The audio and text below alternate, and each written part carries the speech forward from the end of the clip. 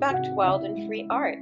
Today we're going to be making some grungy fabric with some easy bits that you probably have in your craft room already at home. I absolutely love the grungy fabric that I've seen, especially from Tim Holtz and stuff. And I was wondering if I could make my own. So I have gathered some supplies, and today we are going to experiment with making our own grungy fabric. So I decided to try by using just regular stamping ink, permanent, and then experiment by also using ink that I use for lino cut printing. As for the material, I decided to go with, this is an old cotton duvet cover that was absolutely destroyed. So I cut it up and I prepared it for eco-dyeing. But in this case, I thought it would be fun to use to also experiment with this technique. So this one has no mordant, it hasn't been treated, it's only been scoured, which is when you boil it and give it basically a... So for my first experiment, I just decided to use this plain white fabric and permanent archival ink and my stamping pad. So I have VersaCraft. It says that it's good for fabric and all that kind of stuff. And you need to heat set it. So I was very careful to try and not get it wet until I managed to iron the fabric.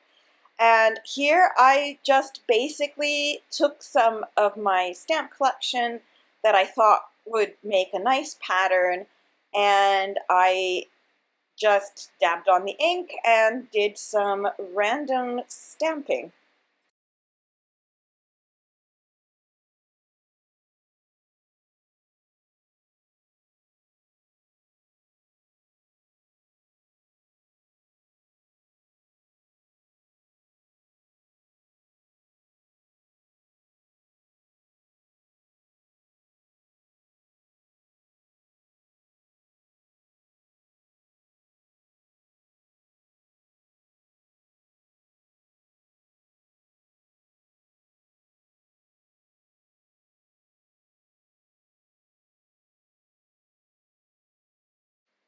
So this is the first attempt done. Pretty pleased with it. So I was ready to try the next step. So for the second attempt, I decided to use this fabric, which is still the same duvet, but it was mordanted with rust water, so iron mordant. And I decided to try using the printing ink for this one with the stamps. Now, you'll see that I wasn't quite pleased with the results in this one. I did do a little bit of experimenting to see if different things would work, etc. But you'll see that I kind of decide that it's a no-go for me, and I decide to flip it over and then just continue doing another round of just the regular stamping ink.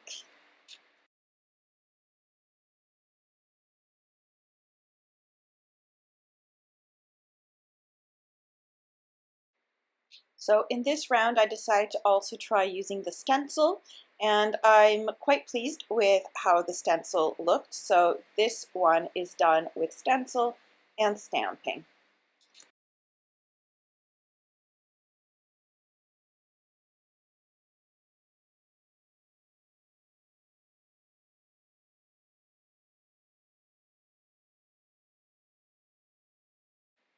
So now that I've done the two with the stamping, I decided to move on to trying to use my jelly plate to create different kind of grungy textures, very similar to the video that I made when I made grungy washi tape out of masking tape. I'll try and remember to link that below and maybe up in the corner as well. So basically, my idea was to do some dabbing with different colors that I thought would go well with my colorway, um, and see what would happen with the fabric and how it would take it up. So here you'll see me trying different techniques. Again, I used one fabric that was just white and one that had the mordant on it. In the end, it doesn't really make that much of a difference, you'll see, because there's paint pretty much everywhere. But I also tried to put on stencils and textures and, well, you'll see all my little experiments, and then you'll see the results.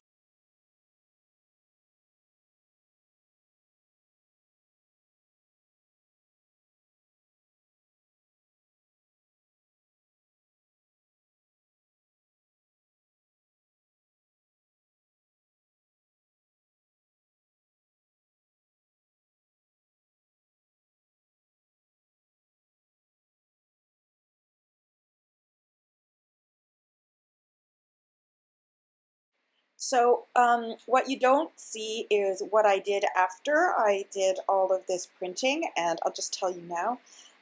Because I took the fabric to iron and heat set. So what I did with the two stamped ones was I basically ironed on the reverse side using an old sheet that I use for my crafting as a pad to absorb any extra wet things and to protect my iron. And for the two acrylic ones, I ironed them using the same method quickly just to set it, and then I washed them, just rinsed them out in the sink with some regular dish soap or laundry soap. And it rinsed out a bunch of extra bits, and it made the fabric softer, because I've noticed that if I use acrylic paints and I don't wash it, it becomes quite stiff. So I just rinsed it off after I had heat set it, and then I ironed it again just to dry it and give extra heat setting just to be extra safe. And I absolutely think it turned out really quite nice and soft, but it still feels very, very strong. And here we go, the final reveal. So they've all been ironed and heat set, and they have been well, the ones that I washed have been sorted. So here is the very first one.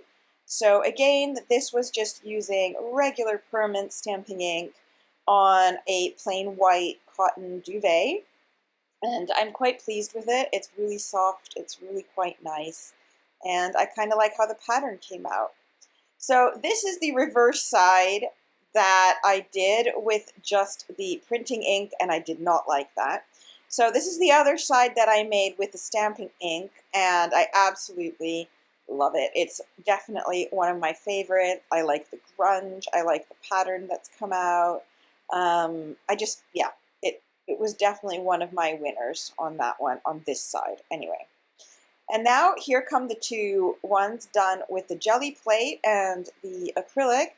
So this is the first one. It's nice and soft now that it's been washed. I also threw on some splats of gesso off screen just to add a bit more, mess to it.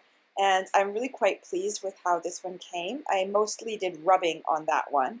And this is the one where I mostly dabbed, and then afterwards I just added some streaks of black ink and splatters of white gesso on it to add to the grungy overall feel of it. And again, I'm really quite pleased with how they turned out in the end.